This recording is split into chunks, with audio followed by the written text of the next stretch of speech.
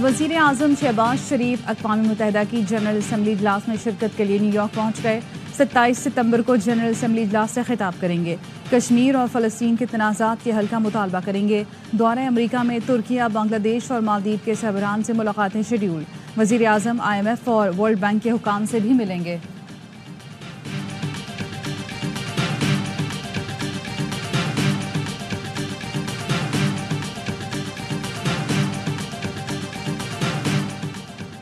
कश्मीर के बगैर भारत के साथ मुज़ाकरात नहीं हो सकते। मकबूजा कश्मीर में इंसानी हुकूक की बदतरीन सूरत हाल है। वज़ीर आज़म शहबाज शरीफ कश्मीर, फ़लस्तीन, अफ़गानिस्तान और दीगर आलमी मसाइल पर तवज्जो दिलाएंगे। गज़ा की सूरत हाल ने मगरबी दुनिया की मुनाफिकाना पॉलिसी बेनकाब कर दी। अक़वाम मुत्तहिदा में पाकिस्तानी मुस्तकिल मंदूब मुनीर अकरम की AIR न्यूज़ से ख़ुसूसी गुफ्तगू।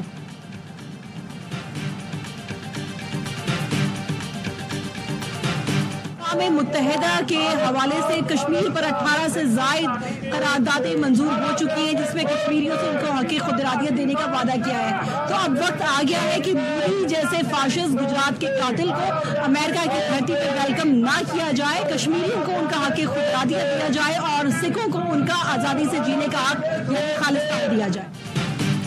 भारतीय वज़ीर आज़म मोदी के अक़वाम मुत्तहिदा में खिताब के दौरान एहतजाज। कश्मीरियों और सिखों ने UN बिल्डिंग के बाहर एहतजाजी मुजाहरा किया। मुजाहिरीन के भारतीय हुकूमत के खिलाफ कश्मीर की आज़ादी और खालिस्तान के क़याम के नारे। फ्रेंड्स ऑफ कश्मीर की चेयरपर्सन गजाला हबीब कहती हैं, कश्मीरियों और सिखों ने एहतजाज करके आलमी बरादरी के सामने मोदी का ढोंग बेनकाब कर दिया। कश्मीर की आज़ादी और खालिस्तान के क़याम तक तहरीक जारी रहेगी।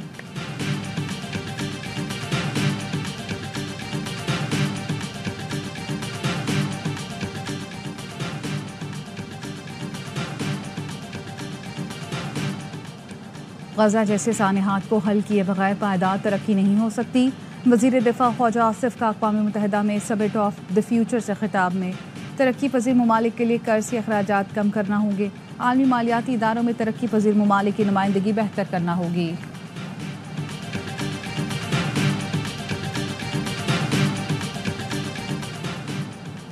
दहशत गर्दी पर ज़ीरो टॉलरेंस है। दहशत गर्दों से कोई मुज़ाकरात नहीं होंगे। वफाकी वज़ीर इत्तलात अता ताडर कहते हैं, KP में इंसदाद दहशत गर्दी के इक़दामात की ज़रूरत है। वज़ीर आला KP अपनी हुकूमत और इंतज़ामी अमूर पर तवज्जो दें। PTI वाले इंतशार पैदा करने की कोशिश करते हैं, उनके 2 जलसे नाकाम हुए।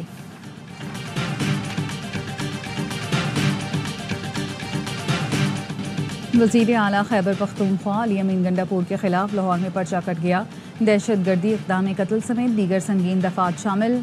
FIR के मुताबिक अली अमीन गंडापुर की क़यादत में 250 से 300 अफराद का जत्था आया। मोटरवे पर टोल प्लाजा के शीशे तोड़े, गाड़ियां रोकने वाले बैरियर और CCTV कैमरे तोड़े गए। टोल प्लाजा पर मौजूद गाड़ियों के शीशे तोड़कर दहशत गर्दी फैलाई गई। थाना मनावा में दर्ज मुकदमे में अली अमीन गंडापुर और शाहिद खटक समेत 300 अफराद नामजद।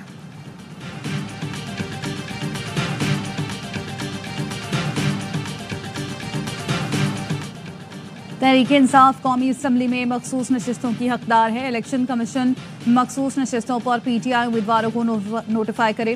सुप्रीम कोर्ट ने तफसीली फैसला जारी कर दिया। इलेक्शन कमीशन का 1 मार्च का फैसला आइन से मुतसादिम करार दे दिया। इलेक्शन कमीशन के रवैये पर हैरानी का इजहार। कहा, इलेक्शन कमीशन बुनियादी फरीक से मुखालिफ के तौर पर केस लड़ता रहा। इंतखाबी निशान न देना सियासी जमात के इंतखाब लड़ने के आइनी और कानूनी हक को मुतासर नहीं करता। आइन और कानून किसी शहरी को इंतखाब लड़ने से नहीं रोकता। इतने आज़ाद उम्मीदवार कैसे कामयाब हुए, इसका कोई तसल्ली बख्श जवाब नहीं मिला। इलेक्शन कमीशन फरवरी 2024 में अपना किरदार अदा करने में नाकाम रहा। इंट्रा पार्टी इलेक्शन ना कराने की सज़ा इंतखाबी निशान वापस लेने से ज़्यादा कुछ नहीं। मखसूस नशिस्तें ना देना इजाफी सज़ा है। 13 में से 11 जजों का इस बात पर इत्तफाक था कि ROs और इलेक्शन कमीशन ने गैर कानूनी इक़दाम किए। PTI की फरीक बनने की दरख्वास्त हमारे सामने मौजूद थी।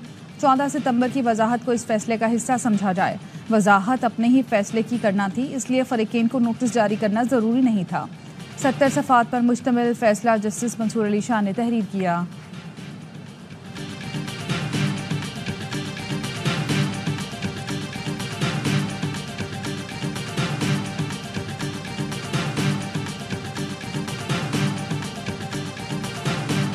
जो आज़ाद उम्मीदवारान कंसिडर किए गए हैं वो सुन्नी इत्तेहाद काउंसिल को नहीं छोड़ सकते। आईन पाकिस्तान में जो स्कीम है उसमें लिखा है इन अकॉर्डेंस विद लॉ, उसको मद्देनज़र रखा जाए तो ये सीट्स जो हैं ये नहीं दी जा सकती।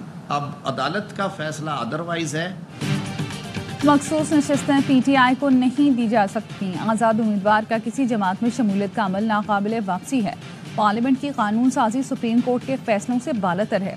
मामलात मुल्की कवानीन के मुताबिक ही चलेंगे। वफाकी वज़ीर कानून आज़म नज़ीर तारिक की प्रेस कॉन्फ्रेंस। कहा, आज के फैसले से नज़रसानी दरख्वास्तों को मज़ीद तक़वियत मिली। फैसले उन असूल की बुनियाद पर होते हैं कि कौन रिलीफ मांगने आया है। मुकम्मल इंसाफ के आईनी आर्टिकल पर सुप्रीम कोर्ट के मुतादिद फैसले मौजूद हैं। PTI, election commission, Peshawar high court ना सुप्रीम कोर्ट में फरीक थी। 2 ही पॉइंट थे, नशिस्तें सुन्नी इत्तेहाद कौंसिल को मिलनी है या नहीं। मामले पर मजीद कानूनी चाराजोई की ज़रूरत है।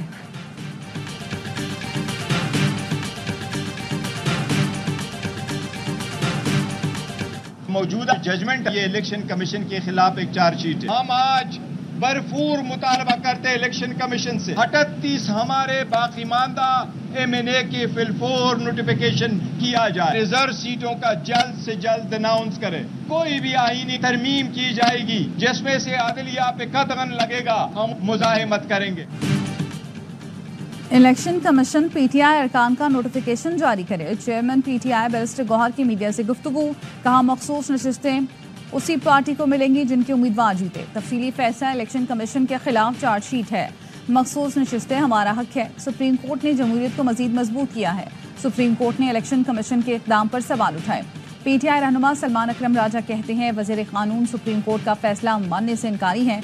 अदालती फैसलों पर अमल ना करें तो जंगल का कानून तसव्वुर होगा। वज़ीर कानून गलत मानों में बात कर रहे हैं। सुप्रीम कोर्ट ने तशरीह करके ही फैसला दिया है।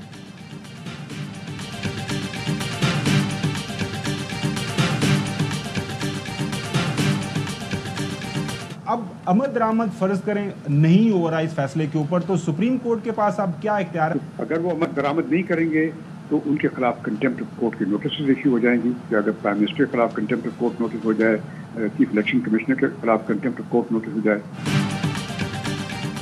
सुप्रीम कोर्ट के फैसले पर अमल दरामद नहीं होगा तो आईनी बहरान पैदा होगा। सुप्रीम कोर्ट के फैसले पर नजरसानी अपील की जा सकती है। प्रेस कॉन्फ्रेंस नहीं, अदालत ने नजरसानी में फैसला बरकरार रखा तो हतमी होगा। फैसला बरकरार रखा तो इलेक्शन कमीशन और वजीर आजम अमल के पाबंद होंगे। अमल दरामद ना करने पर तौहीन अदालत की कार्रवाई हो सकती है। जस्टिस रिटायर्ड शाइक उस्मानी कहते हैं, सुप्रीम कोर्ट की जजमेंट के खिलाफ रिव्यू पिटिशन होती है, अपील नहीं होती। नजरसानी अपील में खास कानूनी नुक्ता बताना जरूरी होता है। साबिक secretary election commission Kanwar Dilshad कहते हैं, इलेक्शन कमीशन नजरसानी अपील दायर करेगा। अपील दायर ना की तो मुमकिन है कल फैसला कर दे। इलेक्शन कमीशन पर तौहीन अदालत लग गई तो सूरत हाल गंभीर हो जाएगी।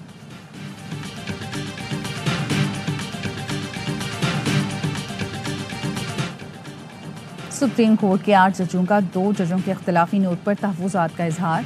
जस्टिस अमीनुद्दीन खान और जस्टिस नईमा अख्तर अफ़गान का अमल मनसब के मनाफी करार दे दिया। तफसीली फैसले में कहा, अक्सरती फैसले पर जिस अंदाज में इख्तलाफ किया गया वो मुनासिब नहीं। वजूहात भी बताएं कि दूसरे जजों की राय में क्या गलत है। दोनों जजों ने इलेक्शन कमीशन को कहा, सुप्रीम कोर्ट के अक्सरती फैसले की तामील ना करें। 80 कामयाब उम्मीदवारों को वार्निंग दी। जजेस अपनी राय देते हुए हद से तजावुज़ कर गए। ऐसी राय मुल्क की आला तरीन अदलिया की सालमियत को नुकसान पहुँचाती है। जिस तरीके से 2 जजों ने अपने फैसले में लिखा वो उन्हें ज़ेब नहीं देता। दोनों जजों का ये अमल अदालती कार्रवाई और इंसाफ की फराहमी में रुकावट डालने की कोशिश है।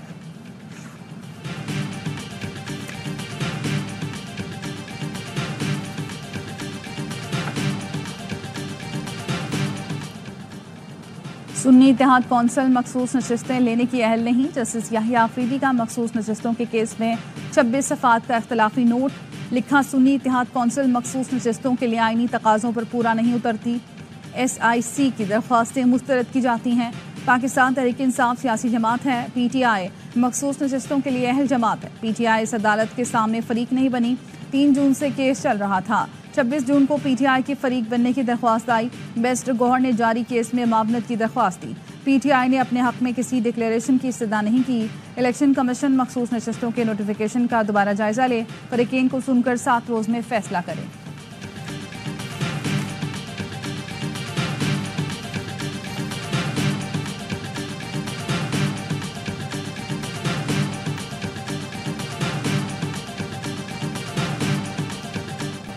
मखसूस नशिस्तों से मुतालिक इलेक्शन कमीशन का इजलास आज दोबारा होगा। गुज़श्ता रोज 3.5 घंटे तक जारी रहने वाला इजलास बेनतीजा खत्म।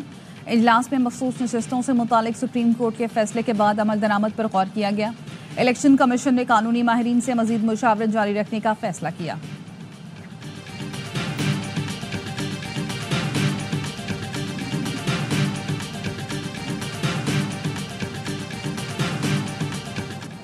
Supreme court practice and procedure committee का इजलास, चीफ जस्टिस काजी फैजीसा और जस्टिस अमीनुद्दीन की शिरकत। सुप्रीम कोर्ट का 63A नसीर सानी केस समाअत के लिए 5 रुकनी larger bench तश्कील।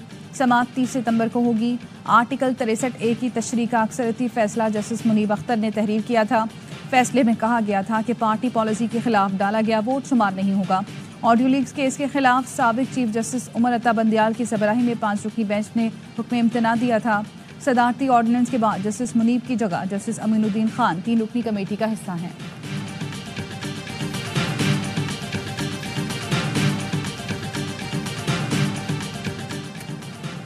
Justice Mansoor Ali Shah का ऑर्डिनेंस के तहत कायम कमेटी में बैठने से इनकार। जजेस कमेटी इजलास में शिरकत किए बगैर चले गए। जस्टिस मंसूर अली शाह ने प्रैक्टिस एंड प्रोसीजर कमेटी को खत लिख दिया। तरमीमी ऑर्डिनेंस पर तहफ़्फ़ुज़ात का इजहार। लिखा, ऑर्डिनेंस के चंद ही घंटों बाद प्रैक्टिस एंड प्रोसीजर कमेटी की दोबारा तश्कील की गई। ऑर्डिनेंस आने के बाद भी साबिका कमेटी काम जारी रख सकती है। सीनियर तरीन जजेस को कमेटी इजलास में शिरकत करना चाहिए था, कोई वजह नहीं बताई गई। जस्टिस मुनीब अख्तर को क्यों हटाया गया? मर्जी का मेंबर कमेटी में शामिल करना गैर जमहूरी रवैया और वन मैन शो है। अदालती जायजे या फुल कोर्ट का फैसला आने तक कमेटी में नहीं बैठूंगा। खदशा है नई कमेटी फुल कोर्ट के किसी फैसले के खिलाफ ना चली जाए। जस्टिस मंसूर अली शाह ने चीफ जस्टिस को फुल कोर्ट इजलास बुलाने की तजवीज़ दे दी। लिखा, रूल्स बनाने का इख्तियार सुप्रीम कोर्ट के पास है। इसी तनाजुर में प्रैक्टिस एंड प्रोसीजर केस में मजीद मुदाखलत का दरवाज़ा बंद भी किया गया था। इस फैसले की रोशनी में नए ऑर्डिनेंस की आईनी हैसियत पर सवालिया निशानात हैं। कमेटी की तश्कील में ये नहीं बताया गया क्यों अगले सीनियर तरीन जज को नजरअंदाज किया।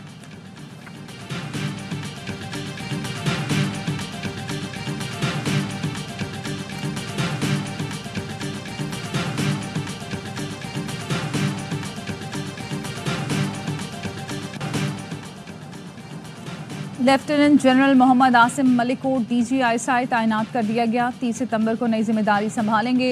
Lieutenant general Asim Malik GHQ में एडजुटेंट जनरल के फ़राइज़ अंजाम दे रहे हैं। वो बलूचिस्तान में इन्फेंट्री डिवीज़न और वज़ीरिस्तान में इन्फेंट्री ब्रिगेड कमांड कर चुके। अपने कोर्स में एजाज़ी शमशीर भी हासिल की। Lieutenant general Asim Malik chief instructor NDU और instructor command and staff college Quetta भी रह चुके। वो फोर्ट लेवनवर्थ और royal college of defence studies के ग्रेजुएट भी हैं।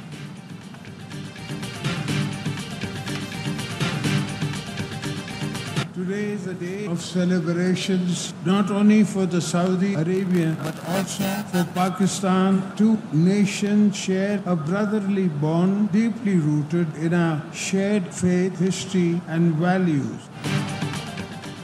मुश्किल वक्त में पाकिस्तान की मदद करने पर शुक्रिया। पाकिस्तान और सऊदी अरब के ताल्लुकात मजीद मजबूत होंगे। सदर आसिफ जरदारी का सऊदी अरब की 92वीं सालगिरह के मौके पर तकरीब से खिताब। खादिम हरमैन शरीफैन को मुबारकबाद। शहजादा मोहम्मद बिन सलमान के विजन और सऊदी अरब की काबिल कदर तरक्की को सराहा। तकरीब में वज़ीर आला पंजाब मरियम नवाज, गवर्नर सिंध कामरान टिसोरी, वफाकी वुज़रा और दीगर हुक्काम की शिरकत। शुरका ने केक काटा। तकरीब में पाक सऊदिया ताल्लुकात पर खुसूसी डॉक्यूमेंट्री दिखाई गई। वज़ीर आज़म शहबाज शरीफ का खुसूसी वीडियो पैगाम भी सुनाया गया। शहबाज शरीफ ने कहा, तरक्की और खुशहाली के लिए सऊदी क़यादत का विजन मिसाली है। तकरीब में ओलंपियन अरशद नदीम को खुसूसी अवार्ड दिया गया। कराची में सऊदी कौंसल खाने के ज़ेर एहतमाम तकरीब। वज़ीर आला सिंध मुराद अली शाह, सूबाई वज़ीर सईद गनी और दीगर हुकाम की शिरकत।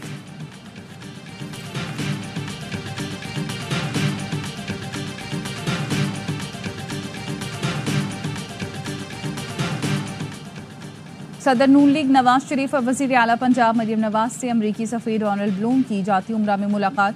बाहमी दिलचस्पी, दो तरफ़ा ताल्लुकात और मुख्तलिफ शोबों में ताउन पर गुफ्तगू। वज़ीर आला पंजाब मरियम नवाज ने कहा, पाक अमरीका के दरमियान बेहतरीन दोस्ताना ताल्लुकात हैं। पाक अमरीका तिजारत से मुस्तफ़ीद होने की ज़रूरत है। पाकिस्तान माजी के मुकाबले में ज़्यादा महफूज और पुरअमन है। पाकिस्तान ने दहशतगर्दी के खिलाफ जंग में कामयाबियाँ हासिल की।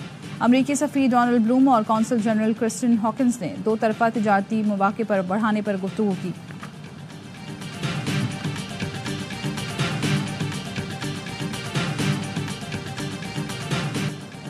चैंपियन वनडे कप की फाइनल तक रसाई की जंग, मार्कोर्स और पैंथर्स आज प्लेऑफ मरहले के लिए की क्वालिफायर में मद्दे मुकाबिल। जीतने वाली टीम फाइनल खेलेगी, हारने वाली टीम को एक और मौका मिलेगा। इवेंट के तमाम मैच ए स्पोर्ट्स पर बराह रास्त दिखाए जा रहे हैं।